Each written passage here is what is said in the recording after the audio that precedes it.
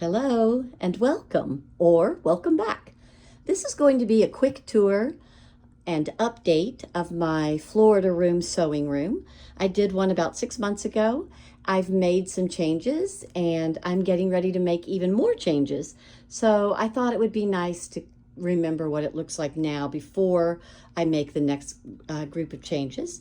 I do have an in-depth video where I show you how I organize my sewing area now that I have an Etsy shop, but this is just going to be the overview. We'll start over here with my side wall. That's my Brother SE600 both sewing and embroidery machine. It needs to have a little work. It has been discontinued, so I'm having some trouble finding that.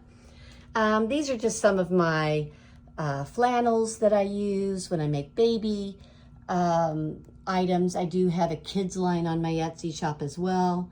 That middle shelf there is fleece and furs and minkies.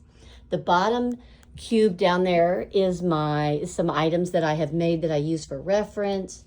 There's my extensive felt collection and the little bins there in the middle I go through in the other video and show you everything that's in there.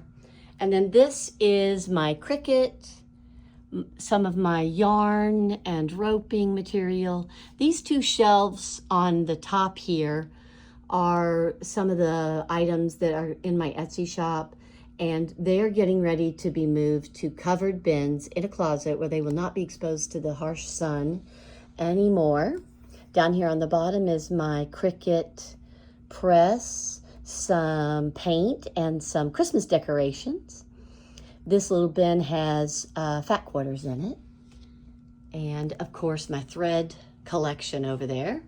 And then over here in the corner, we have some of the bags that I've made for my Etsy shop and some of the stuffies that I've made for my Etsy shop. And then down here we have this wonderful bin that just holds everything that I do go into detail in the other video, but it's been a game changer with the things I need for my purses. Some really bulky fabrics that I was storing outside I've brought in because I use them a lot now. A lot of fleece, a lot of minky. This bin here is just thick fabrics that I use for my backpacks and some of my regular bags that I make. That's what these are too. I bought this incredible blue velvety fabric to make adorable teddy bears. That's my Christmas and fall and holiday fabrics down there on the bottom. If we come back up over here, here's some of my kids line. I've got these cute little stuffy packs and kids backpacks. And then this is my fabric collection. I'm organizing it a different way now. Instead of putting it by color and type of fabric, and that's still done to some extent, but now they are organized by, these are the ones that I have used in my Etsy shop. These are the ones that I intend to use but have not yet used. This is my lining fabrics for the most part, and some of these are lining fabrics as well. These are the they are the duck cloth and the canvas and some flannel that I've made for various items on that shelf. And then we go over here to my other machine. This is a brand new machine. I just got it. Once I found out the other machine was maybe not going to be able to be fixed, I ended up giving the machine I did have to my daughter. This is a Brother CS7000X, and it's a great complementary machine when you've got a Juki that's a single stitch. This can do all the other stitches, and so far I really like it. I haven't used it a whole lot, but because it's a Brother, it's a great machine.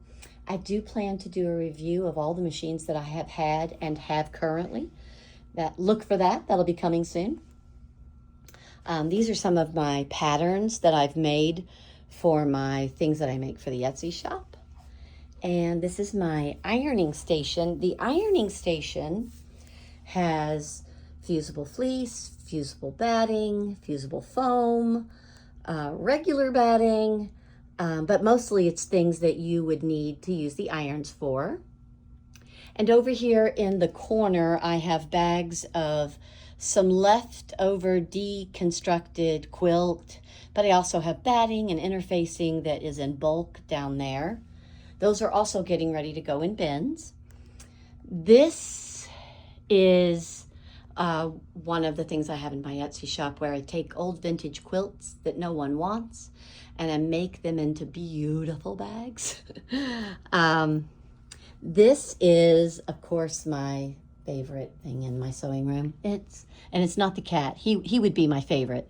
But this is a Juki TL 2000 QI. It's a single stitch, straight stitch, semi-industrial, and it has changed everything about the way I sew. I love this machine. I wouldn't be able to make these beautiful bags if I didn't have this machine. And I'm so loving it. I can't say enough good things about it. In the middle of the room here, I have an IKEA Norden gate leg craft table. It is perfect for a small sewing room because I can fold these sides down and make it half this big, and I can fold both of them down and make it just this big. And it has 6 long drawers where I've put my Cricut vinyl and iron-on one side, and on the other side I have my ribbons and my bias tape. It makes the perfect addition to a sewing room because you can make it big, you can make it small, and it can be unobtrusive, and then it can be there and available for you to use with one simple movement of a leg. I also have these IKEA Alex drawers. I have 2 of them, put those together by myself, and they are just great for things like, you know, your extra equipment that you need for your sewing. This is my bag making equipment. And then the other one, I just have some of my kids' craft stuff. I keep my zippers in here, which is wonderful because it's really hard to keep zippers organized when you make a lot of bags. And this is the other end of the sewing room, and it's just a wonderful place to come and have coffee, or to sit in my chair and do some finishing work and look out at the garden. So this is my craft room today. I'm still loving it. I'm excited about not only getting these items I'm selling put away so they don't get sun damage, but I'm also getting closed-in cabinets for my fabric, which will protect them also from the wear and tear of the sun. Thank you for joining me for this tour, and I'll see you again soon.